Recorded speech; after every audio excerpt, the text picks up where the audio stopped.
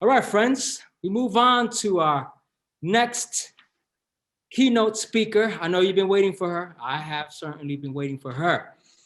Our next speaker is Sarah Khan. Sarah Khan is a professional speaker, a trainer advocate, an activist, and a peacemonger. Love that. Her ongoing work as an advocate for empathy has brought her as a guest speaker at schools across Southern California, churches, synagogues, on TEDx, the Hope Prize, United Nations, Al Jazeera, AJ+, local newspapers, including a guest spot on local television, radio, podcast, a feature in Forbes magazine, Muslims of America, and a cover story in Toastmaster magazine. Sarah co-authored Hedy Lee's Sexy with No Boundaries. Okay. She has presented keynotes, workshops, and talks for various organizations in the US, Middle East, and India. Sarah is also the co-founder of Awake, Align, Act, an online support group to help people navigate through personal challenges using psychotherapeutic coping skills and spiritual wisdom. Friends, let's give a warm welcome to this keynote workshop, The Recipe for Connection. The Recipe for Connection, Ms. Sarah Khan. Thank you so much. Thank you so much, Ariel, for the gracious introduction. Am I audible, visible, invincible? All good, Ariel? Okay, awesome. Good afternoon, everyone. It is such an incredible honor and a pleasure to be here amongst you all. So thank you so much for having me as one of your keynote speakers. So I'm sure all of you guys had lunch already, right? Yeah? Okay, I can see people nodding their heads. So can you guys guess what I had for lunch today? Actually, I'm going to share it with you. Not my lunch, just a picture.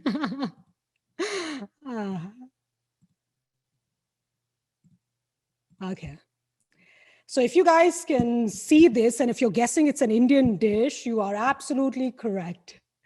So basically, this dish is called sutri. Okay, so it is, it's a concoction of rice and meat and vegetables and pita and lentils. And let's just say that anything and everything that you can get your hands on in the kitchen, you just toss it in there, except for the chef, of course. Now, you know, for those of you who know me or who follow me on social media, especially Instagram, I'm sure you guys have seen pictures of food that I post occasionally, my dishes, yeah? Sarah Khan, chef extraordinaire. By the way, I'm not saying that, okay? Somebody actually wrote that on my wall. But you know, believe it or not, guys, I wasn't introduced to cooking until after I became to my future husband. Now, like any traditional family, my family also panicked. They were like, what? She's getting married? She doesn't even know where the kitchen is. But unlike most traditional families, actually, it was my papa who taught me how to cook from the time between my engagement and my wedding. Now, you know, growing up in my house, we had two cooks who would compete for the title of top chef, my mom and my papa. And since I had a choice to pick my own mentor, being an artist, I decided to pick my papa. Do you know why? Because I was always fascinated by how mouth-watering and scrumptious his dishes would be. But the most intriguing realization was that the exact same dish would taste different every single time he made it, no matter how many times he made it. So this one time during our 6-month cooking marathon, I asked him, I said, Papa, how do you manage to make the exact same dish taste different every time you make it? Isn't great cooking all about consistency? But he said to me, great cooking is not about the chef flaunting his skills, but about the people he serves. So depending on the people, depending on their preference and the occasion, I keep tweaking my dish so that it tastes different every time I make it. Now, you know, guys, during those 6 months with him, not only did I connect with food and develop a passion for cooking, which has carried on until this day, but I also connected with my papa in a way that I've never connected before. A bond was created that is still as unique as his recipes. So speaking of which, today I'm going to share with you one such unique recipe for connection. Okay, but it's not through food. So don't worry, this is not going to be a cooking workshop. but it is the recipe.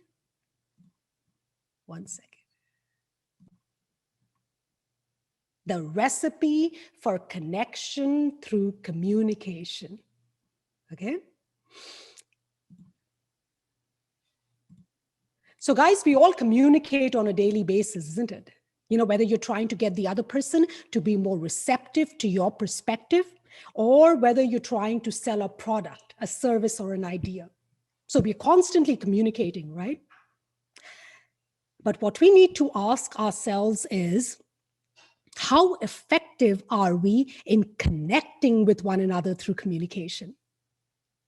So through this recipe, we'll see that connection through communication is not just about powerful words being delivered perfectly.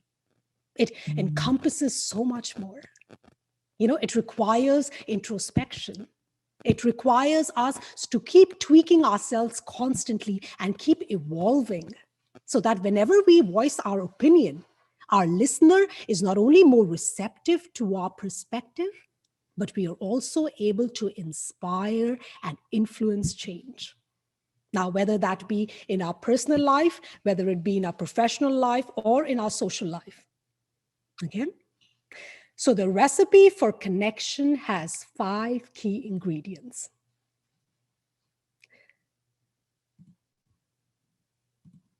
Number 1, start from the inside out. So what do I mean by that? Now, who here knows about this dude? I'm sure all of you guys do, or most of you do. For those who don't, his name is Simon Sinek, okay? So this guy is a world-renowned author. He's a marketing consultant, and he's a motivational speaker. So basically, in one of his talks, he shares a formula that he calls the golden circle. And this golden circle explains why some individuals and leaders and organizations are able to inspire and influence change while others aren't. So this is what it's like, okay? Now, Simon says we all know what we do, and we all know how we do it, whether it be as an individual, as a company, or a leader, okay? Now, when I was conducting this workshop elsewhere, I asked the audience members, it was pre-COVID. So I asked them, picked 2 of them and asked, what do you do? And, how? So basically, these were some of the answers. So one person in the audience was an author. So I asked him, what do you do? So the person said, I'm an author. I said, how? How are you an author? I don't know, I write children's storybooks. Another person, what do you do? I'm a public speaker. How? I give motivational speeches. Easy, right? So Simon says that this is how most of us communicate in our lives. We tell people what we do, we tell people how we do it, and how we are better off than the other person, the other company, or our competitor. And then we expect our target audience or our listener to buy into our idea or to invest in our product. But the reason we don't always get what we want is because we do not inspire. So he says that the most inspiring people, they all think, act, and communicate from the inside out. They start with their why. So what is your why? Your why is your purpose. Your why is your cause. Your why is your core belief. It is the introspection that reveals why you do what you do. Okay?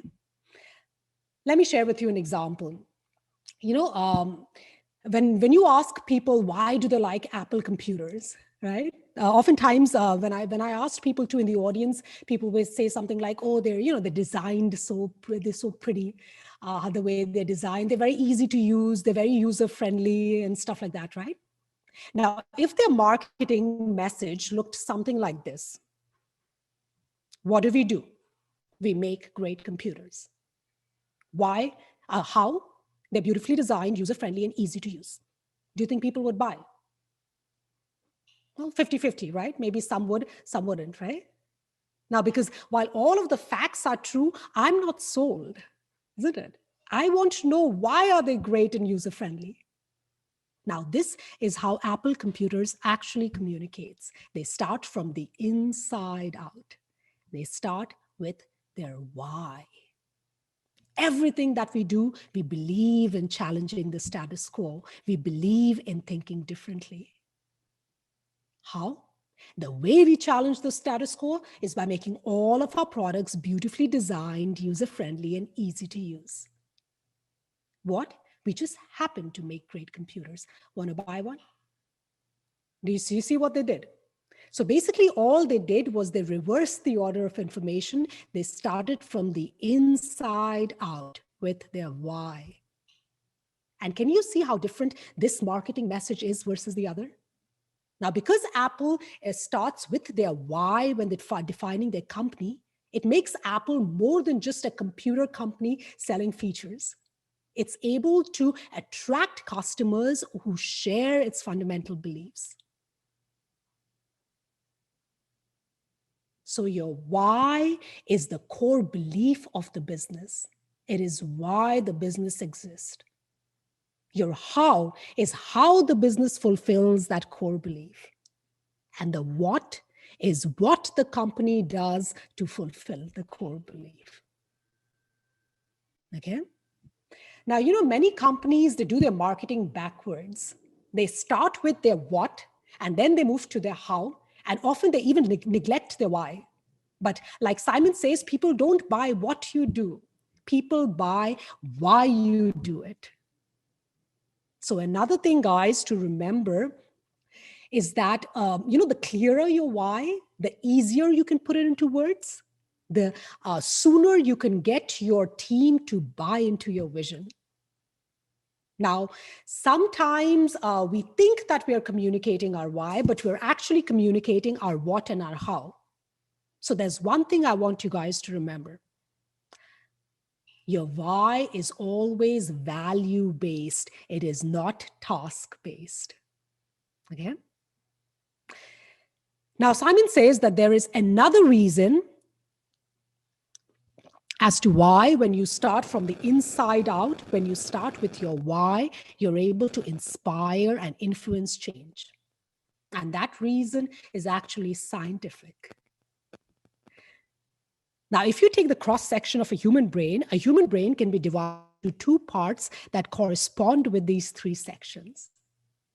For example, the Homo sapien brain or the neocortex, that corresponds with the what section. So that section is responsible for all of our rational, our logical and analytical thoughts. It's responsible for language. Then the middle two section right here, that corresponds with our limbic brain. And that section is responsible for all of our feelings, of trust, of loyalty. It's responsible for all human behavior, for all decision making. And guess what? It has no capacity for language.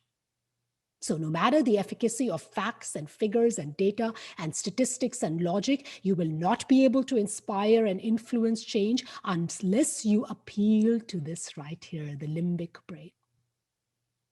Now, let me share with you two examples, okay? So one is from a few decades ago and one is a more recent one. Back in 1963, 250,000 people gathered at the Lincoln Memorial to listen to Dr. Martin Luther King's I Have a Dream speech, right? Now, there were no, phone calls or invitations or evites or WhatsApp reminders or Facebook evites or what have you. Yet 250,000 people showed up on the day of. Why is that? Dr. Martin Luther King Jr. didn't go around telling people what he wanted changed in America. He told people what he believed. And he believed that there's two types of laws in this world. Those that are made by man and those that are made by higher authority. And he believed that not until the laws that are made by man are consistent with the laws that are made by higher authority can we have a just world. So those who believed what he believed, or those who were inspired by what he believed, or those who agreed with what he believed, they took that cause and they made it their own. And that is why on the day off, 250,000 people showed up, not necessarily for him, but for themselves. A more recent example. Does anybody know what happened on January 21st, 2017? Let me tell you what happened. The Women's March. Were there only women who attended the Women's March? No, right?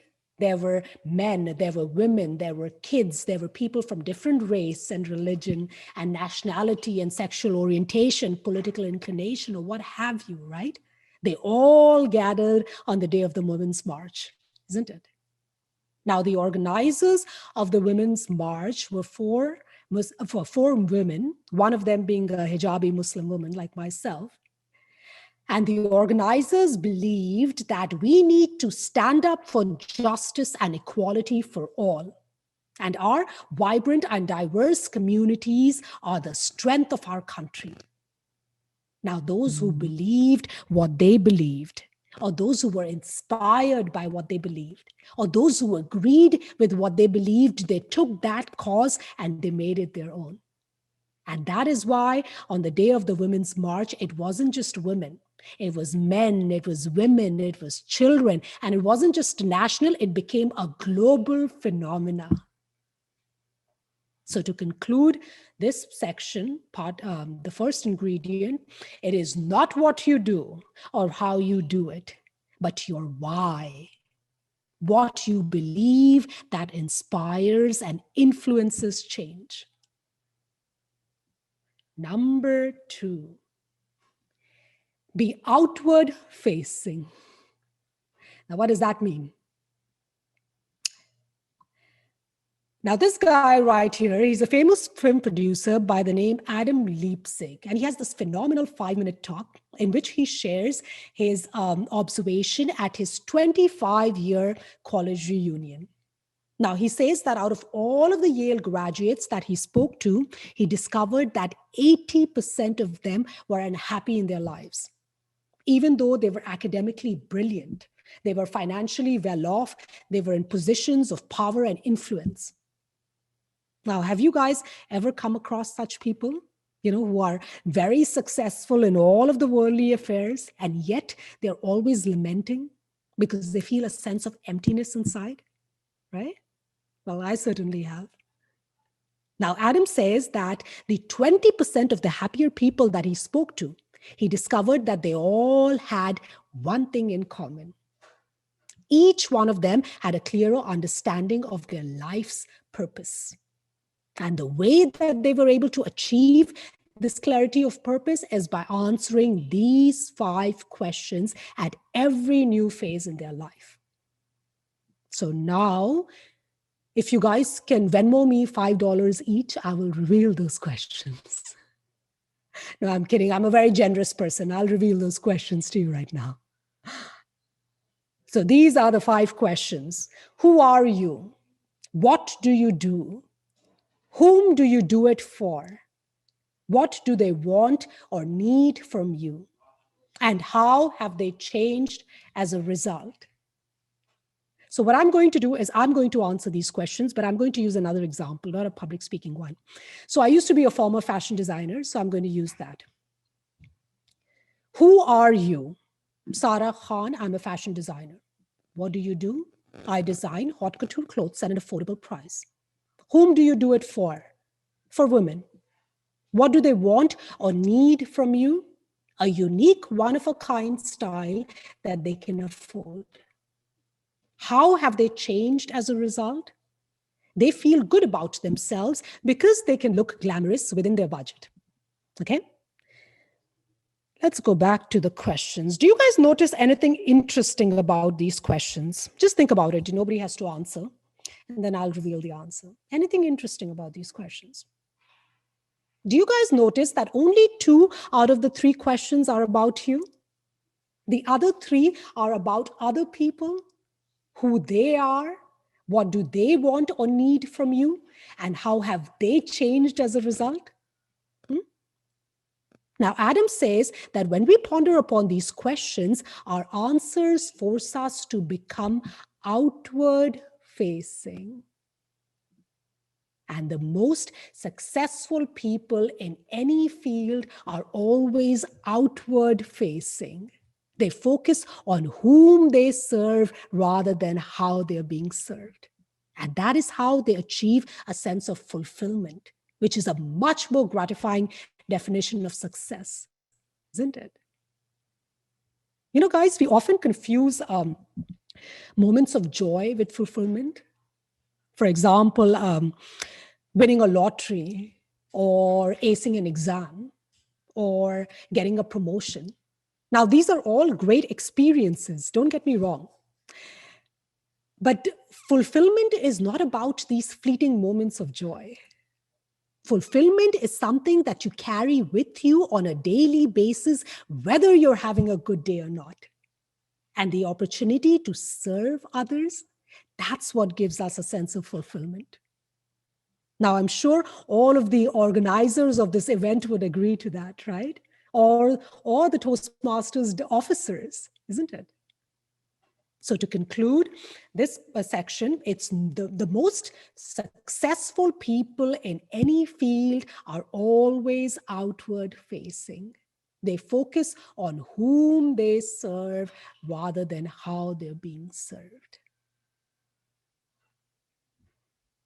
Number 4, dare to bear. Don't worry, nobody's being asked to take anything off. So what am I talking about? Guys, whether we are giving a speech or doing a didactic presentation at work, it's very important to harness the power of storytelling, isn't it? Right? Why is that? Well, because stories can personalize generalized experiences. Stories can convey our ideas and engage our audience on an emotional level. And because stories generate empathy, and empathy is what fosters powerful connections. But here's a secret. Empathy has nothing to do with shared experience. It's about shared emotions. Let me share with you an example. Now, guys, while most people can't relate to my post 9/11 experience of post 9/11 Islamophobic attacks as a hijabi Muslim woman, right? Most people can't relate to that. But when I highlight the emotions that I felt during that experience, for example, the feeling of helplessness, that feeling of hopelessness, of powerlessness, or the feeling of being otherized or being bullied, then what I'm doing is I'm enabling my audience to reflect back on their lives and to recall an incident in their life where they experienced similar emotions. And also, before you decide which experience from your life to extract to share with your target audience, just remember one more thing. People will connect with your struggles more than your success. So you must dare to bear. That means be vulnerable. You know why? Because if the key to communication is connection, the key to connection is authenticity. And authenticity requires vulnerability. Now, let me share with you my example. 1 second. Okay. Now, guys, back in 2012, I was a newbie to Toastmasters. I had just come out of intensive therapy and joined Toastmasters. And I was competing in the international speech contest with my 5th speech, all right? And I made it up to the district level. Now, at the district, I was competing against 5 men. Most of them had competed before. In fact, one of them had competed and won for 3 consecutive years. So this was going to be his 4th year. Now, he had all of the frills, all of the hallmarks of a world champion winning speech, both in execution, in content and in delivery. And my speech was about having severe social anxiety post 9/11. In fact, towards the end of my speech, I actually stretch my hand out and I say, look, guys, my hands are shaking. My jaw is rattling and I can barely make eye contact with you all.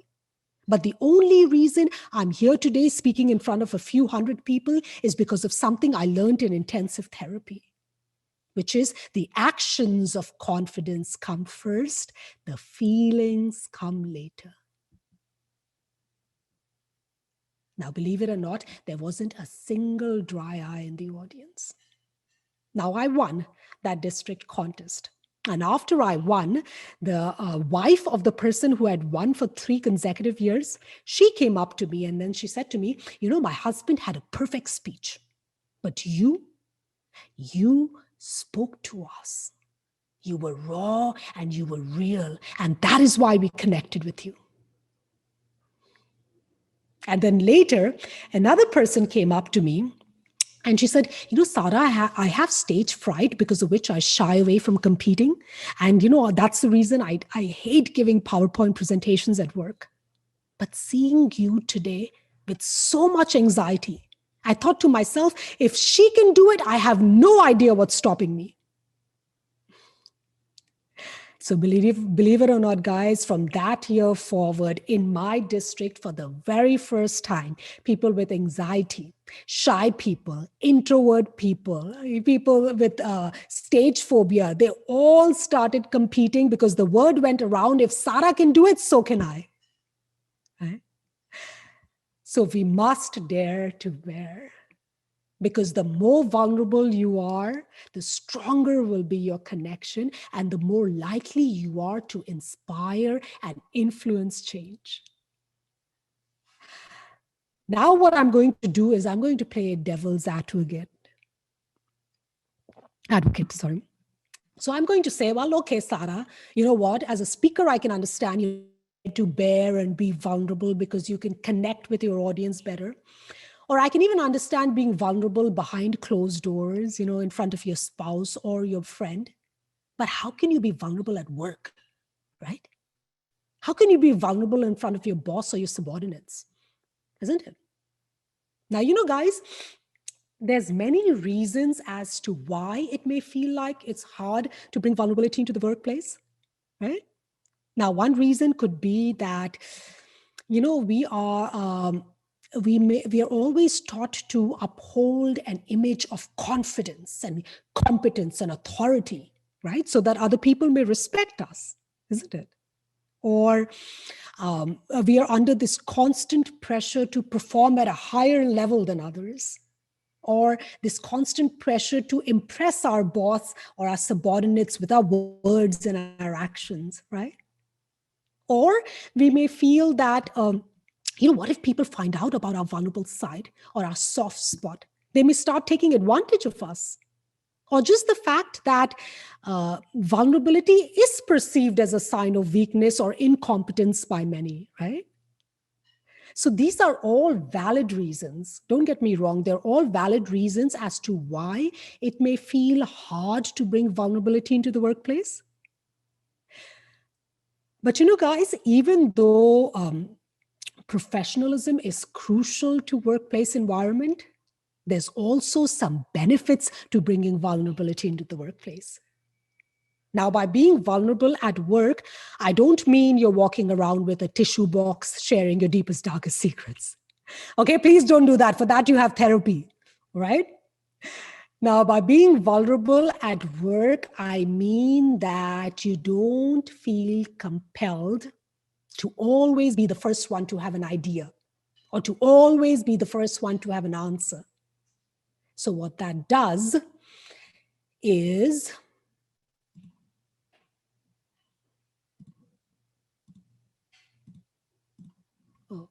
it makes you an active listener, right? So you are willing to embrace the perspectives and the opinions and the thoughts of others. Now, let me share with you an example, actually. In one of the interviews, Nelson Mandela was asked, how did he become such a phenomenal leader? So he said that his father was the tribal chief. And ever since he was little, he would accompany his father to tribal meetings. And in those meetings, or through those meetings, he learned two things. Number one, everyone would sit in a circle. And number two, his father used to be the last person to speak. So, what this does, guys, is that it gives everyone the feeling that they're being heard.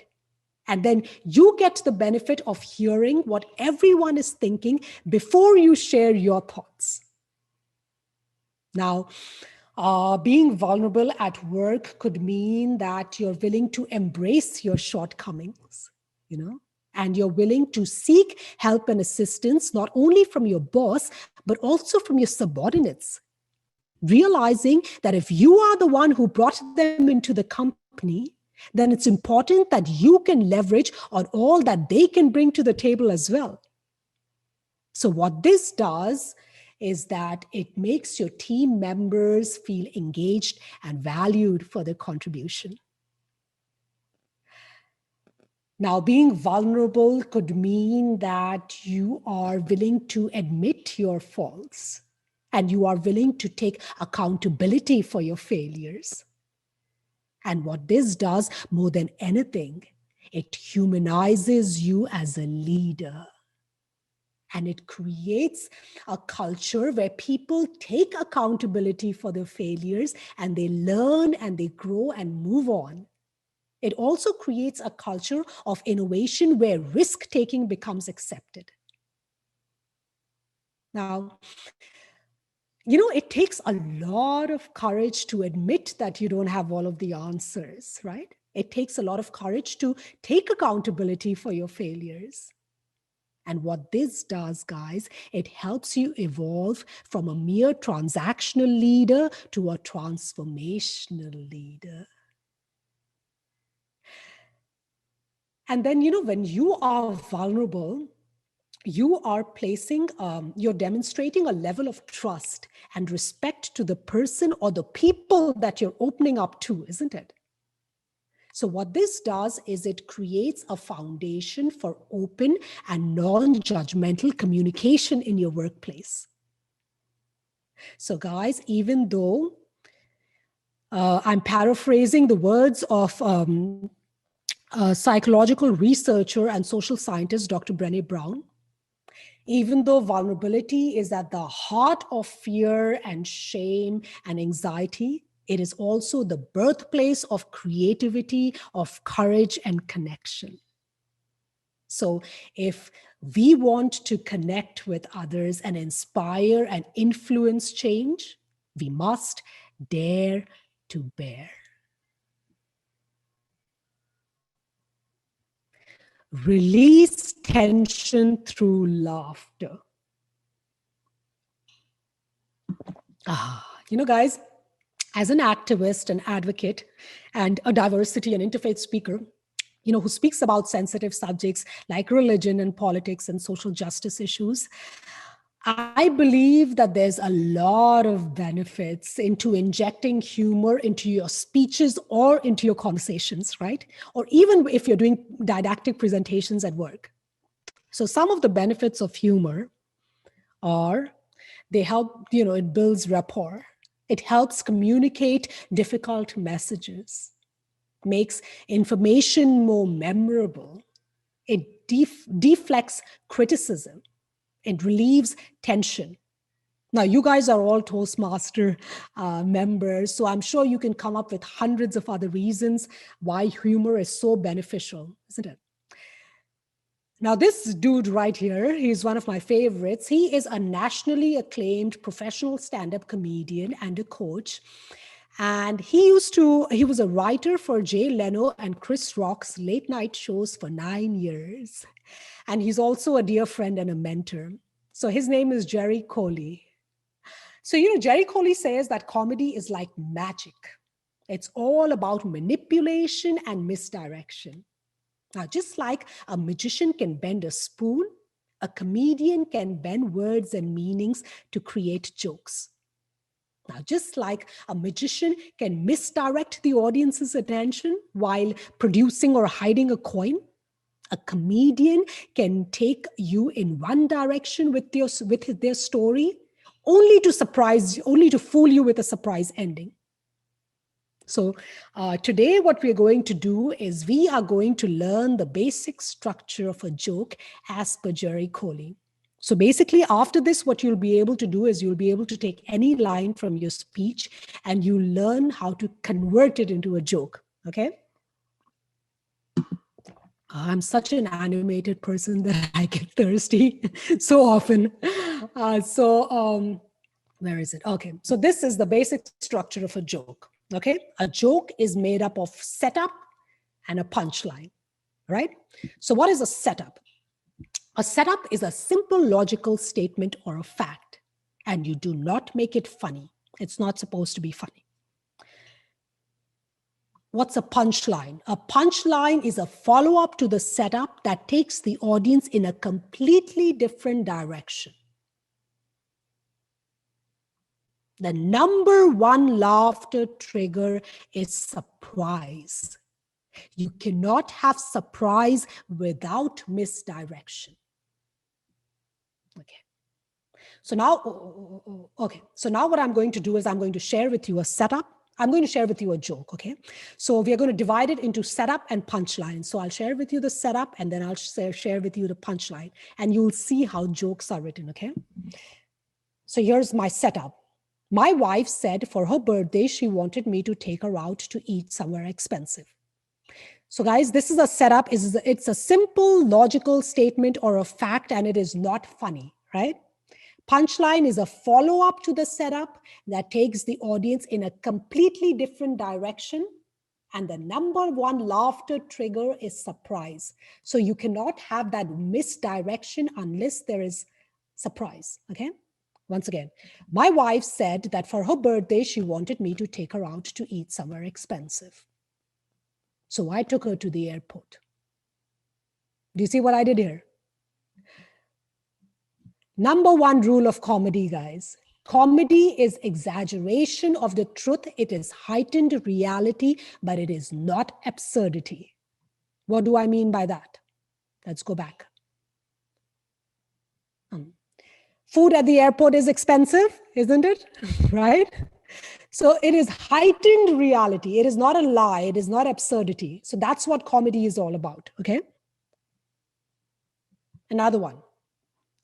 My aunt has buried 3 husbands and 2 were just napping. So you see what I'm doing, guys? My purpose is not to make you laugh. My purpose is to surprise you with my punchline. So what I'm doing, you may or may not laugh. Humor is very subjective, but am I able to surprise you? If in my punchline, if there is a surprise, if something you weren't expecting me to say, automatically that becomes funny. It becomes a lighthearted moment. I have a friend who recently had twins. She named them Emily and Amelia. I don't think it's right for a couple reasons. First of all, they're boys. So you see what I did? One more thing. I have a friend who recently had twins. I didn't mention whether they were girls or boys, right? So that's one place where you can add a punchline. You have to see your setup and you can see where can I turn it into a surprise ending, right? The other thing is she recently had twins. She had twins doesn't necessarily mean that she had them, right? It could mean that she as a babysitter had them over.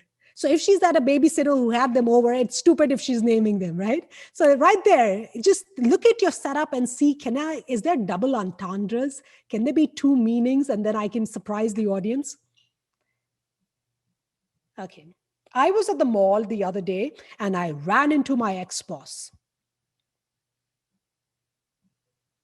Totally messed up the front end of my car. So I ran into my ex-boss can have 2 meanings. I want to die like my neighbor who died peacefully in his sleep. Now I'm creating an image in your mind's eye, okay? You're imagining somebody in bed, dying peacefully in their sleep. I want to die like my neighbor who died peacefully in his sleep. Wish the same could be said for the other screaming passengers in the car. So you see what I'm doing here, right? Sorry about the morbid joke. Her nose was so big that when she had a runny nose, they declared a flash flood warning. So guys, remember, whenever we think of humor, we get really intimidated and we're like, oh my God, I don't know how to be funny. What if it's received? What if it's not perceived as funny by them or what have you? Just forget all of that. Just remember, it's all about surprise, and there is no surprise without misdirection, okay? So all you're doing is you are telling the audience something that they did not expect you to say. That's what it is. Another thing, people talk a lot about timing. Humor is all about timing, and sometimes people don't know what they're talking about. So basically, this is what timing is, guys. Timing is just a pause before you say your punchline. So basically, what you're doing is you're giving the audience a moment to see that image in their mind's eye before you shatter it with your punchline, with a surprise. All right? So that is humor. Now let's go on to a less humorous part, ingredient. Number 5, this is actually the last one, but it's a longer one. Turn conflict into connection. Now, guys, if I want what I want when I want it, and you want what you want when you want it, and our wants bump against each other, what do you get? Marriage. No, I'm joking. I know you guys were guessing conflict, but I was doing the number 4, doing a surprise humor punchline. No, it's right. You get a conflict, right? Now, guys, the conflicts exist everywhere, isn't it? They exist in every context, whether it be in our personal life, whether it be in our professional life, or in our social life, right? And conflicts can be very destructive. They can lead to a lot of internal suffering. They can result in broken relationships and lost opportunities.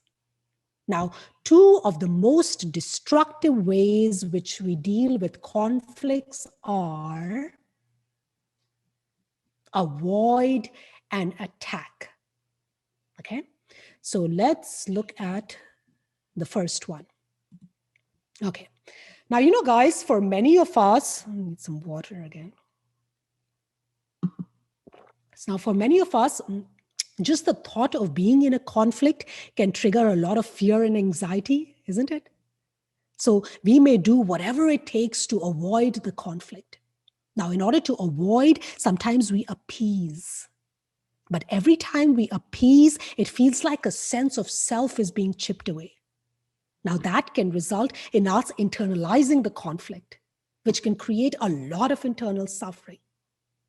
Now, you often see this in relationships like in marriages. Now, for example, where one partner could be like a turtle, where anytime there's a conflict, they'll just hide into the shell. Whereas the other person may be like a skunk, where he or she will attack and stink up the entire place. Who here is like a skunk? I'm just joking. Don't raise your hand. Now, speaking of attack, many of us, we are like reactionary machines, isn't it? So for many of us, the only way to react in a conflict is to attack. Or the only way to respond to attack is counterattack. And that is why in conflicts, you will see people arguing, people accusing, or even dehumanizing one another. Because we will do whatever it takes to prove the other person wrong, because to us, we are right. Now, do you think such an approach leaves either party satisfied? Do you think such an approach changes the other person's perspective or behavior towards us? No. So even though attack and counterattack may seem very seductive, regardless of whether it's between spouses at a kitchen table or whether it's in the United Nations, the outcome is always the same. Closed minds, bruised hearts, and severed relationships. Now, there is another way to deal with conflicts. So we can repair the hurt and heal the disconnection in relationships. Now, the way to deal with conflicts is to convert the way to convert conflict into connection is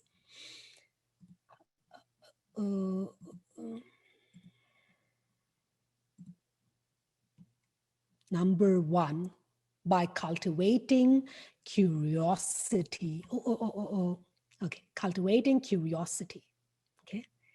Now, what do I mean by that? You know, when we don't agree with someone, right, it's very easy to attack their idea or their personality, isn't it? Or if they attack us, it's very easy for us to respond in counterattack. But the thing is, when we engage in this approach, the most important thing, our needs, they remain unaddressed.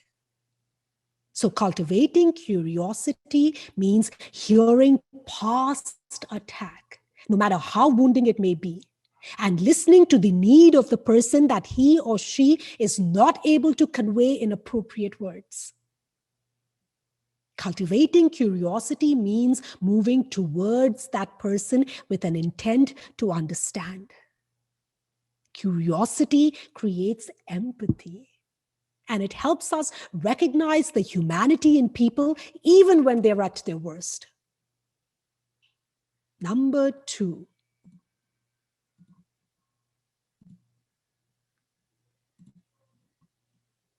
welcome vulnerability.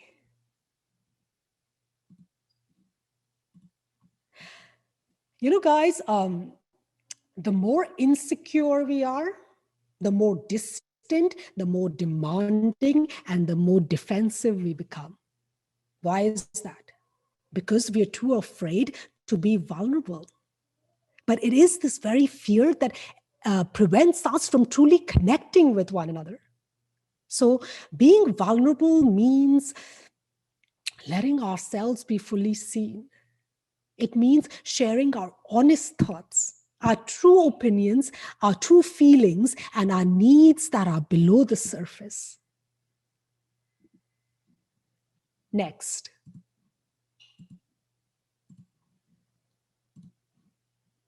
accept accountability.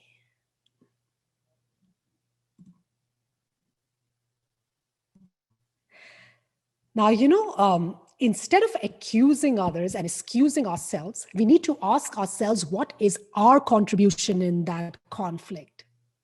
What role have we played in that conflict? Now, oftentimes, what keeps us stuck in conflicts is justification.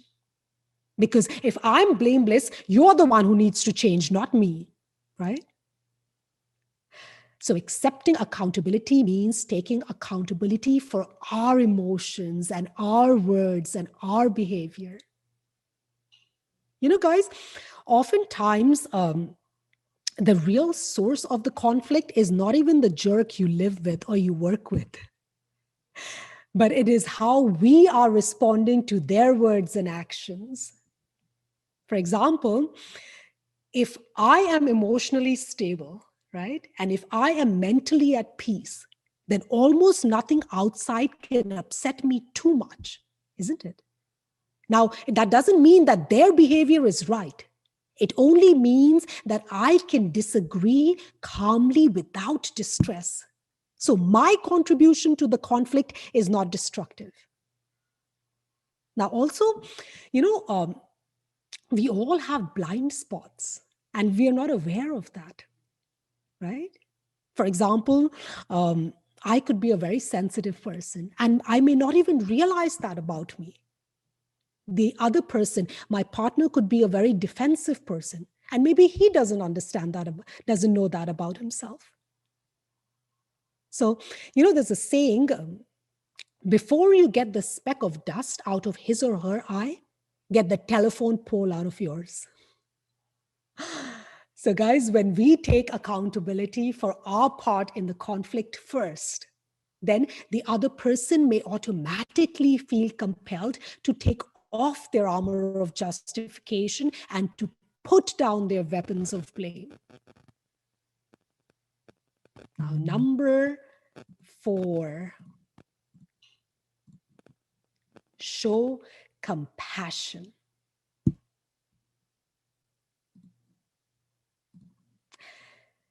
I believe that it is not even the words that cause the conflict.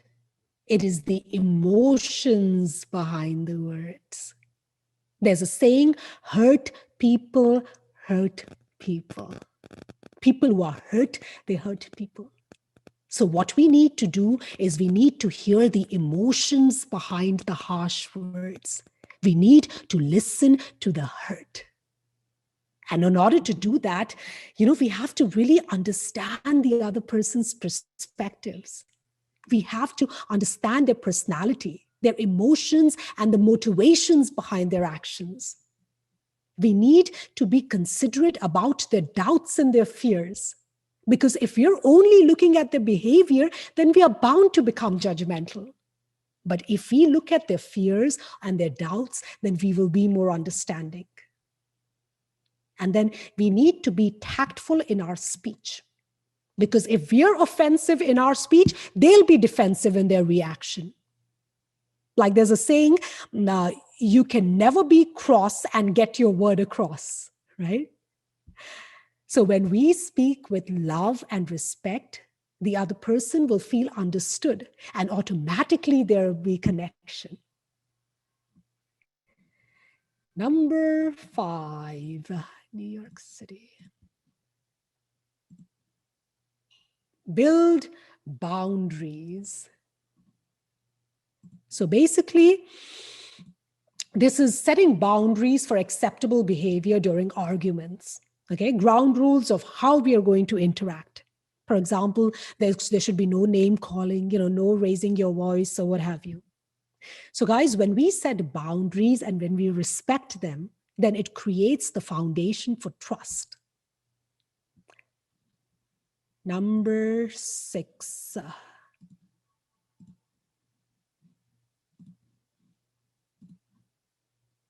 Defeat defensiveness.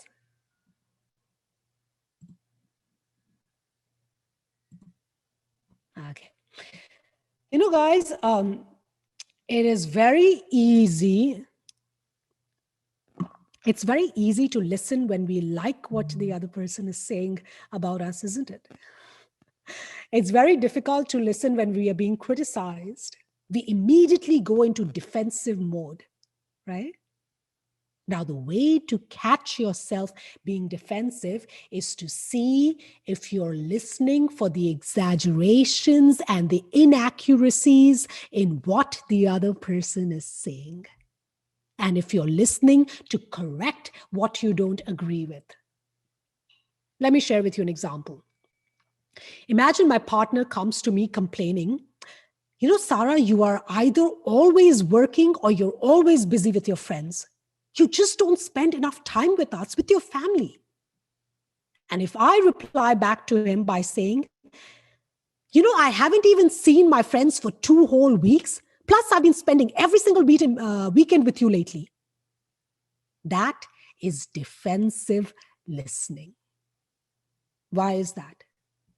Because rather than realizing the essence of what the hurt party is saying, which is, we really miss you, what we are doing is we are looking for exaggerations and inaccuracies in what they are saying. And we are correcting what we don't agree with. So guys, the way to move past defensiveness is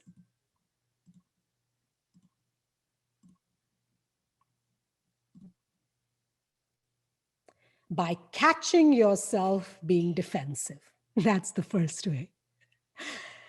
The second is slowing down and breathing, because you cannot listen from an overheated nervous system, right? Then noticing what we can agree with so that we stop correcting facts and arguing back. Asking questions to better understand where we don't agree. That will help us understand why the other person is so upset.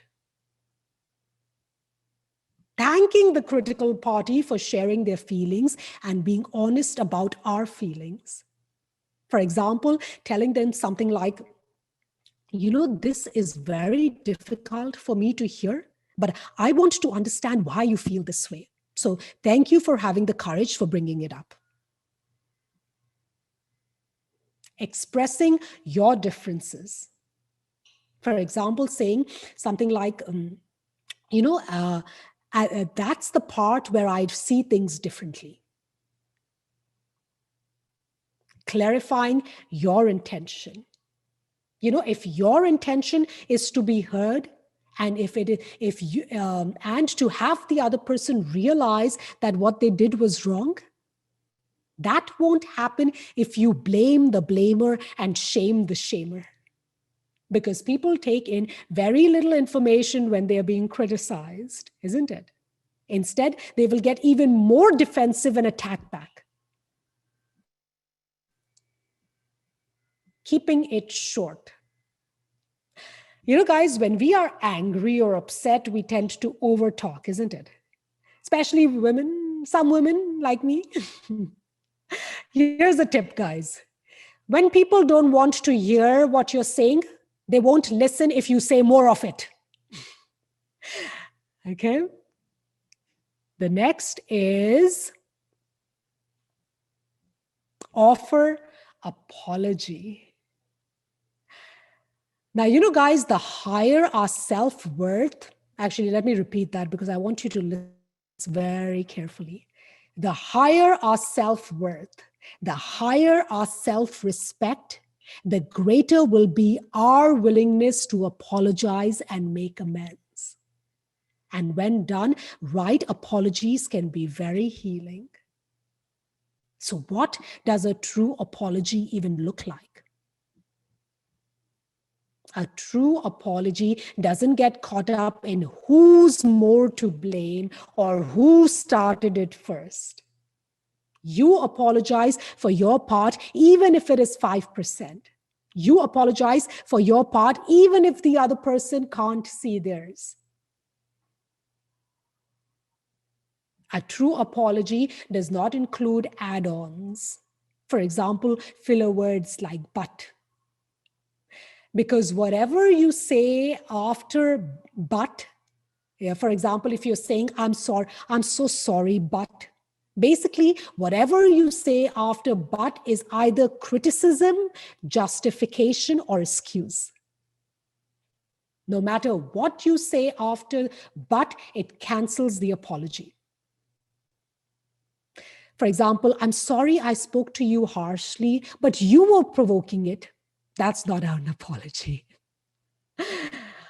Guys, also research shows that children who do not learn to apologize as adults, they do so because of two reasons. Number one is when they were young, their parents did not model that behavior. And number two, when they apologized to their parents used it as a disciplining tool. So instead of simply saying, thank you so much for the apology, I appreciate it, they included add-ons like but. Thank you so much for the apology, but don't do it next time. Oh, thank you so much for the apology, but I hope you've learned your lesson. Right? Then a true apology keeps the focus on our actions and not on the other person's. Because we need to make sure that we are clearly apologizing for what we have said and done.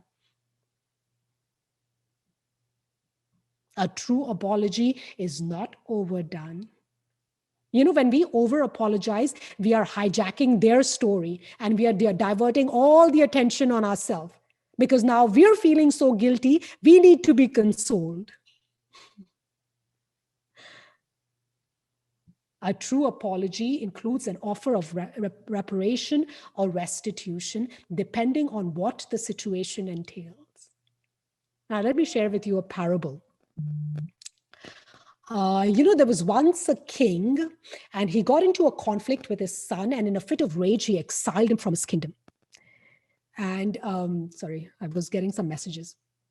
So after a few years, the king's heart softened, and he sent his ministers to bring his son back home. But the son resisted because he was so hurt and he was too bitter to return. So when the ministers brought the king the sad news, the king sent them out again with a new message for his son. And basically, this is what the message was: return as far as you can, and I will come the rest of the way to meet you. Now, the king knew that the simply saying sorry wasn't going to heal the broken relationship. So he performed his apology by letting his son know that he was prepared to travel for as long as it took. Even if his son only took one step, he would come the rest of the way to meet him. A true apology does not ask the hurt party to do anything in return, not even to forgive. Why? Because, guys, our healing should not come from the response of the other person. It should come from our own action. Sometimes we apologize, but subtly we want the other person to apologize too, right? We have to realize this, guys, that some people will never apologize, right? And, it's because they just don't want to feel guilty or to feel shameful. In fact, if we confront such people, they may even justify, or they may minimize or reverse the blame, or say that you brought it upon yourself, or that it didn't even happen. Now, the thing is, guys, it may not even be that they don't love us. It's just that they stand on a very small platform of self-worth, and their reaction is a reflection of that. A true apology has no meaning if we are repeating what we are apologizing for. A true apology is not meant to silence the other person. It's not meant to end the conversation, but to de-intensify the situation so that there is no leftover hurt. So why is it so important to say those 4 golden words? I am really sorry. A true apology is a gift to us. Even though initially we may feel small, or vulnerable to apologize, or we may fear that they may not accept our apology, or they may unleash more anger and criticism. Because if I'm sorry, then you may have a lot more to tell me to be sorry for, right? Or we may fear that, they will use it against us later, or that we will lose our respect, or we will lose their respect, or we may lose our edge or our authority over that person, right? But the truth is, guys, it's just the opposite. We are more respected by saying, I am really sorry. And also, guys, when we are able to see ourselves objectively, when we are able to take responsibility and accountability for our part, then in the long run, we grow in maturity and in resilience and in integrity. And that is the basis of self-respect. A true apology is a gift to the hurt party. It calms the person down. It helps them release their emotional inflammation. So, all of that anger, the resentment, or the bitterness, or the thoughts in their mind that's going like, how can that other person not realize what they have done? So basically, it validates the hurt party's sense of reality, right? What is this? Okay, a true apology is a gift to the relationship. So what you're doing is because you are choosing the relationship over choosing to be right. And that is how we grow and we stretch in a relationship. Next, embrace differences.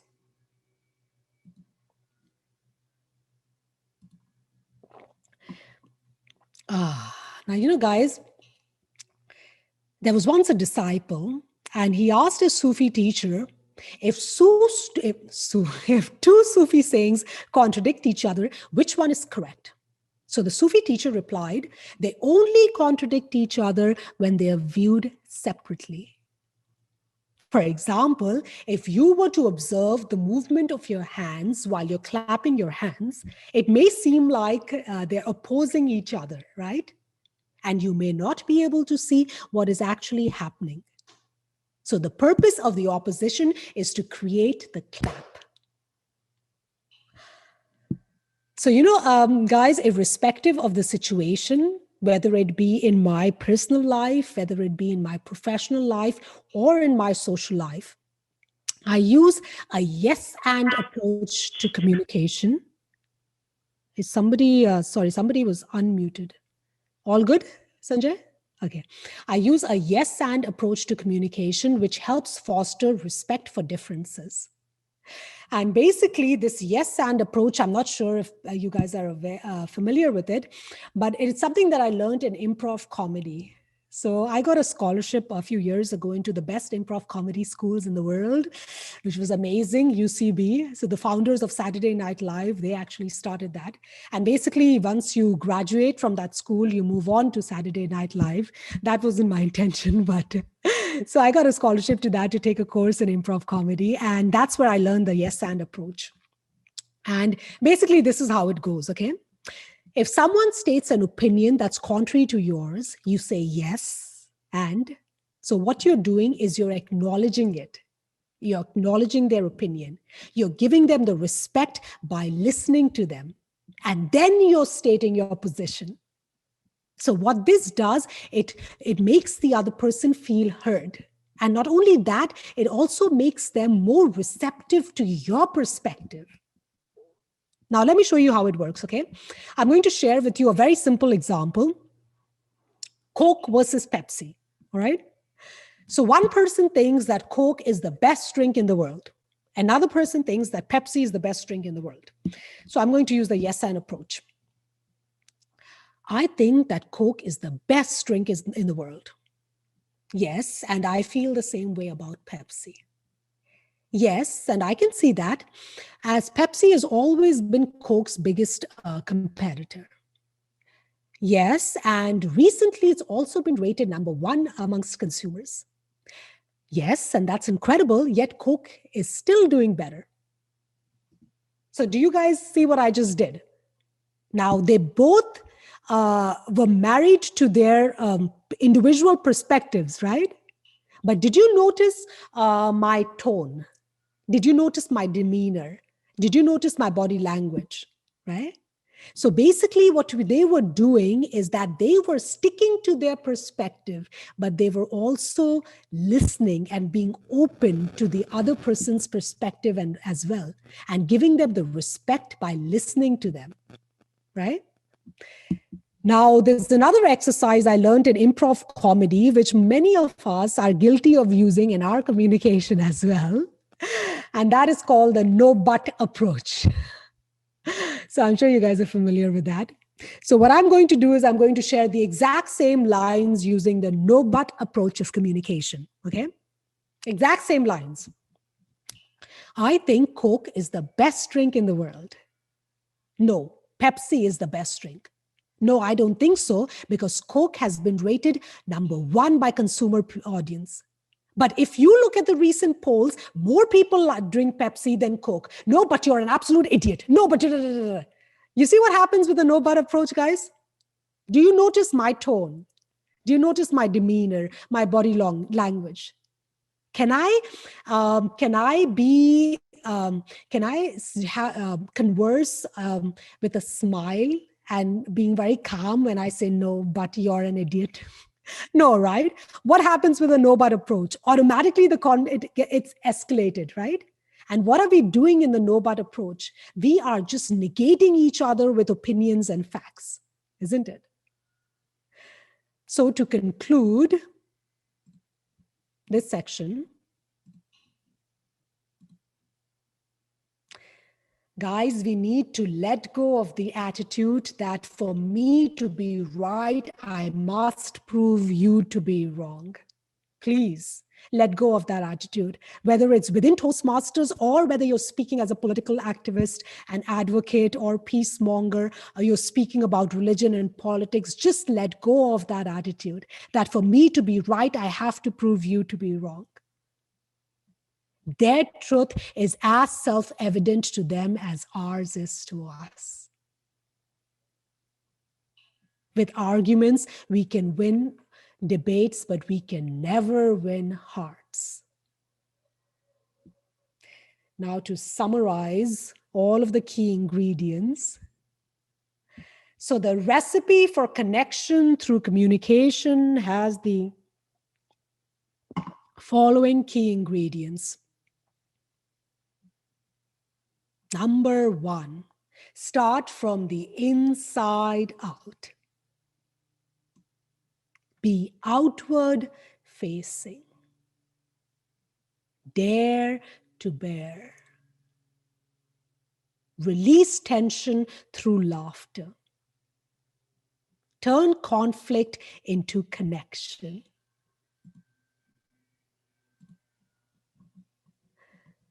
So guys, I want to remind you once again with the words of my papa. Great cooking is not about the chef flaunting his skills, but it's about the people he serves. Similarly, through this recipe for connection, we've seen that effective communication is not about powerful words being delivered perfectly. It encompasses so much more. As you can see through the ingredients, it requires introspection.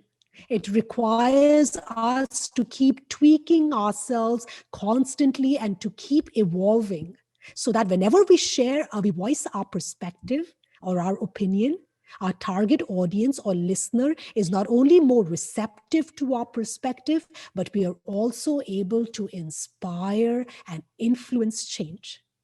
Now, whether that be in our personal life, whether it be in our professional life, or whether it be in our social life. And once we start applying this recipe for connection in our communication, we will be able to get the heart to move the mind. Thank you so much, everyone. I hope you guys are still awake and after looking at those slides, as hungry as I am right now. But over to you, Mr. Toastmaster or Master of Ceremony area. Sarah Khan, can we?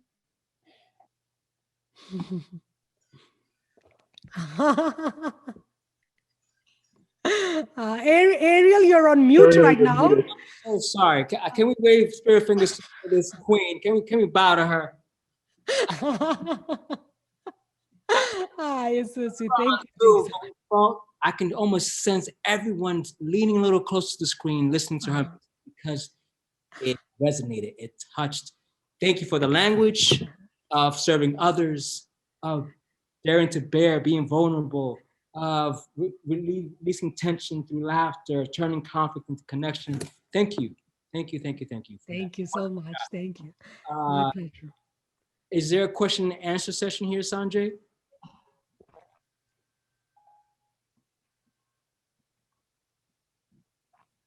Am I within time, over time? What happened? Sorry, I couldn't.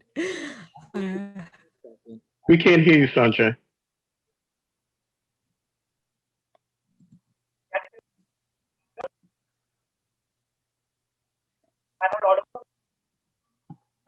Sarah, you are totally on time. You're on time. Oh, I'm so glad. Because I didn't hear anybody say 60 minutes done. 60. Okay, awesome. And I believe we have, I think at this time we have a question and answer session. We can ask a couple of questions to Sarah. You can All right, let's see what our first question is.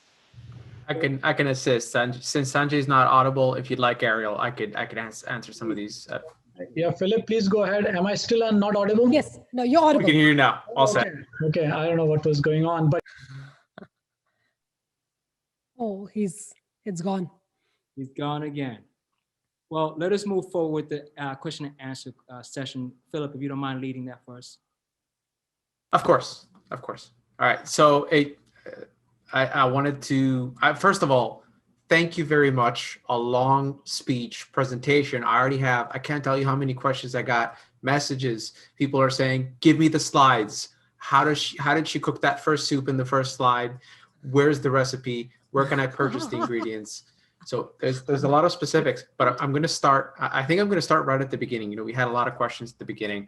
So I wanted to talk, maybe I'm a little biased, but the first question I saw was about your presentational style. So it's a bit of a meta question.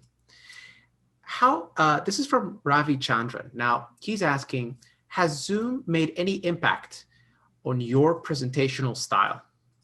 How do you think facial expressions help in a non-verbal communication, especially on Zoom?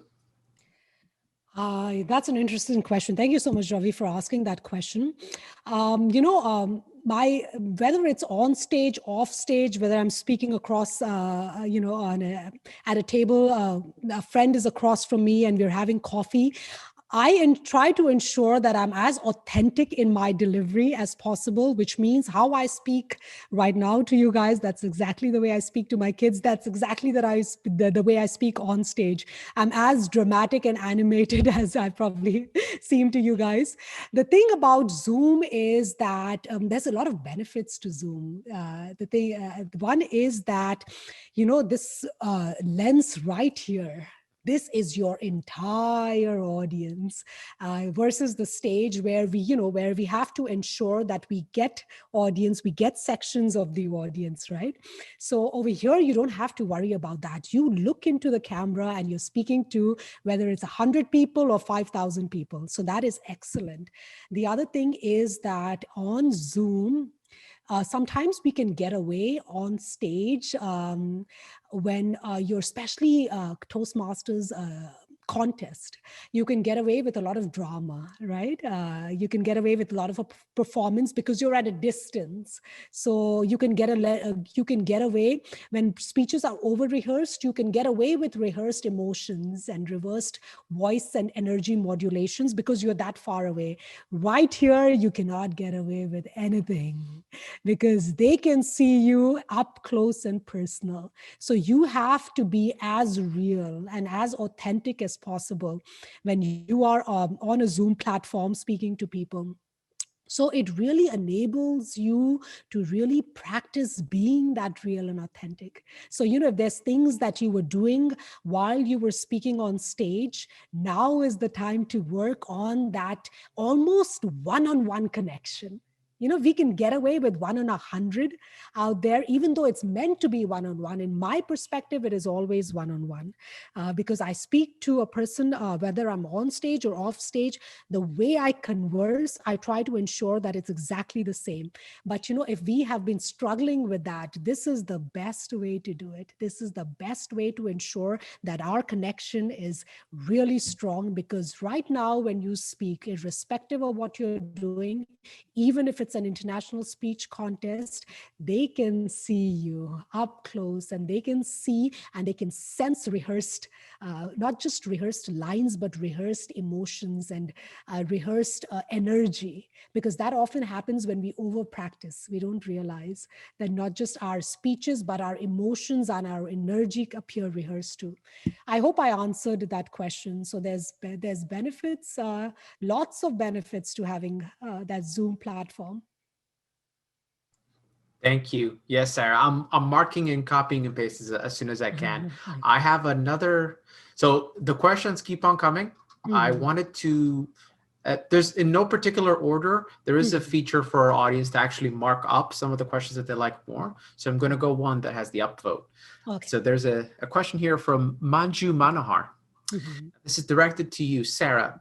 When people sideline or when you're apologizing or just ignore what you say, how do you deal, what is the technique of dealing with not getting through to your communication? Do you use the broken record technique where you just say it again and again and again? Do you have any other advanced techniques for those conflict resolution cases? You know, I hope, who's the person, Philip? The name of the person? Manju K. Manohar. Manju, you're an Indian, I'm assuming. So Manju, I study Advaita, Vedanta, spiritual philosophy. So I'm going to go a little bit deeper, Manju, because sometimes that's where we need to go. We need to go deep.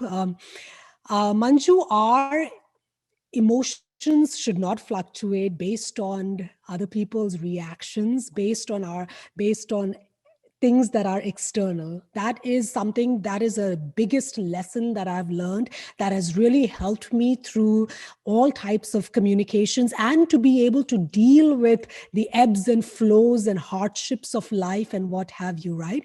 If the other person is not getting what you're trying to say, it's good to leave it. It's good to just leave it and not create mental agitation because the other person is not getting it. Because why should our emotions, our reactions be dependent on that other person's behavior or actions, right? So at that point, we really need to let it go and not create, because we create frustration, anger, anything that we create are emotions that are coming from inside of us, right? And it is a reaction to the external stimuli. So it's up to us whether we want to create that or not. So I would suggest that not to be upset, not to be frustrated, not to try repeat it over and over again. Let it go. Let it go, because at this point, within their capacity, they are doing what they can do, what they are capable of doing, right? And probably address it at a better time. Use another time to address it, and do not let what they do affect you, because you have full control over that. Like, Epictetus says, no one can anger you without your permission, right? So it's just that it's about anything, whether it's somebody saying something that's hurtful or saying something we create that emotion, that hurt or whatever it is. And being emotionally independent, or building our emotional stamina enough that we become emotionally independent, means that we don't let people and situations and their behavior and their reactions affect us like that. I hope that helps, Manju. Thank you very much, Sarah. No, there's some questions that are very involved. Mm-hmm. I'll do my best to sort of clump them together. Just a quick fire question. I wanted to, so a lot of people are actually asking for your contact information. With your permission, I'll share it. I will put it in the responses. Great. Absolutely. Go ahead. I'll take care of that for you. I'll type it in. In terms of, so just a very simple question we have here in the audience. Now, do you recommend for a Zoom presentation, do you recommend standing, sitting down, camera positioning? Is actually something that came up in the chat at the beginning of your speech. It was, people really like that. So what do you have to say about that? Whatever I say comes from my perspective. That's a few people who answered, right? Not one person. Just I wanted to know the name of the person. No, right? That's a few. It was a few. Yes. Okay. So, apologies. Yeah, it was a few questions. The question was uploaded by Loretta J. Sura. So she's a presenter herself, and she wants your tips. Okay, awesome. Loretta, people ask speakers like myself or others questions, assuming we are subject matter experts. And no matter what experts or what have you we are, whatever titles we have, we only share our individual perspective based on our experience. So it is our reality, Loretta.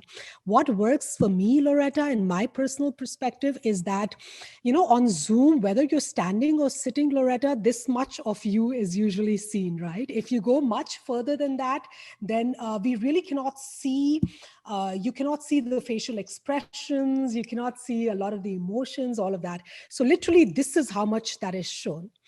If this is how much you want to show, you can do it either ways. You can either stand and do it, because I've noticed contest speakers where they're standing and delivering their speech and exactly this much shows. or people sit and deliver their speech and exactly this much shows. So whatever is good for you, whatever works for you. Now, for me, what works is my biggest thing, Loretta. Last year, I was competing, and then COVID happened. And when COVID happened, everything went online. When everything went online, I withdrew from the competitions at the division level. And the reason I withdrew is I really wanted to be able to work on my sitting communication skills, just sitting and communicating, because I wanted to work on, because I am a very expressive and animated person, I wanted to work on this skill of being able to sit and converse and have that one-on-one conversation where the connection is extremely strong. And, with all of the animation or with all of the things that come organic to me, it doesn't look like drama or performance. So I decided to sit. I decided that I'm going to sit and I'm going to deliver my speech, because that is really going to help me with what with the goal that I'm trying to achieve. So Loretta, what is it that you want to achieve? So based on that, test it out and see what works for you. Not what worked for Sarah Khan, which is like the answer, because what works for you, you can share it with other people too. And you are a subject matter expert for what works on Zoom then. So in my perspective, since this much shows, either is good in my perspective. But I prefer sitting. For as long as Zoom is there, I'm going to sit. And then, Zoom is there. For as long as COVID, I'll be sitting. And then after that, I'll be standing and doing it. And hopefully I think my delivery will be, this connection might be a little stronger if once COVID is done and I stand and do. So that's my hope. Hope that helps. Hope I answered your question, Loretta. Thank you. Thank you very much, Sarah. So we're getting a lot of positive reactions, a lot of claps, a lot of heart emojis. Thank you. So I wanted to just put them in the video for everybody. I have so I'd like to offer an opportunity. We do have 2 more questions. Would Renee Bray or Alia Usman like to vocalize their question? Or does somebody else want to vocalize their question? If you want to make the session a little more interactive, all you have to do is send a message in the chat channel. I will allow you to talk live to Sarah, because that was one of the, if I may just give a little bit of behind the scenes. When we were practicing the session with Sarah, she wanted to connect with the audience. She wanted to be able to see a sea of video feeds or names of people and be able to sort of interact with each of you, but we can't do that exactly. So what I'd like to do is offer an opportunity. If somebody, I know there's some people who raise their hands. If one of you wants to put a message or send me a message to the panelists, if you want to vocalize, say something and I'll give you that power. Thank you so much, Phillips. I just want to mention one thing. Alia Usman is my sister. so it's okay, Alia Usman. If you don't want to vocalize right now, that's okay, because I'm seeing her. Our kids are with me. We're having a blast here with my nephews. And I'll be seeing her tomorrow. So we'll give the chance to somebody else. That's perfect. Anyway. So my sister can post it, share it on chat, and the other person, you can unmute yourself. Sorry, Alia. Perfect. Okay, well, I'm sorry, I didn't know. All right, guys. So we can. Apologies. Let's. We're running a little bit on time, so I'll vocalize. How about I vocalize the next question, because people Absolutely. really want to hear my voice. Oh boy. So this is coming from Renee Bray. Now it's a short question, but it has a lot of depth. The question is as follows: did you say the focus is who or the people you serve, and not what you are serving? So to repeat the question, is the focus on who or the people you serve and not what you are serving? That's a great question. Renee, that's a wonderful question. I feel like you have to know who you serve to even know what you're going to serve, right? What you're serving. Unless you know the who, how will you even know what you're serving, right? And in that ingredient, when I was talking about whom you serve rather than how you're being served, you have to know who you serve, and then how to best serve them, right? And that in itself should give you fulfillment. Renee, I didn't mention that part, but that in itself, that action of being of service to others in itself should give you fulfillment without being attached to the fruit of it, without reciprocity. That is the key to happiness. It's the key to what is it? Forever, happiness and joy and a sense of fulfillment. You do your part, and in doing your part in serving others, do not expect reciprocity, whether it's in gratitude, whether it is in them doing something back for you or what have you. That creates everlasting happiness and joy, and it creates a really deep sense of fulfillment. So yes, you have to know whom you're serving, and once you know who that is, then you are able to decide how to best serve them, right? So like every time I'm asked to give a talk somewhere, I always want to know who the audience is, right? What the demographics and what have you, what their needs are. So once I know who they are, try to find out what their needs are, and then how can I serve them best? So when I find out how can I serve them best, that's it. I'm done. I don't need to, and I make it a point. Now I know 5 messages over here. I don't want to. I know that everybody has great things to say, but I don't need to, know what the compliments are, how specific they are, or what have you, because that is a great ego massage moment. So I'm going to leave it to that, because my purpose was to serve you. My purpose was to give it my best. And then after that, that is where my sense of fulfillment comes from. That is where my joy comes from, right? So I would encourage others to have that mindset, because when we have that mindset, what happens is how others receive it is so much more better than how we even perceived it. And the other thing is, we are always content within, because we gave it our best, and we are not expecting that gratitude or the reciprocity or what have you from others. It is not a transaction, it's not give and take. Service is all about give. It's all about give, and taking just becomes a beneficial, the reciprocity becomes a beneficial byproduct without us being attached to reciprocity. I hope I answered that question, Renee. Thank you. Thank you very much, Sarah. Now I have a red flag from our timer.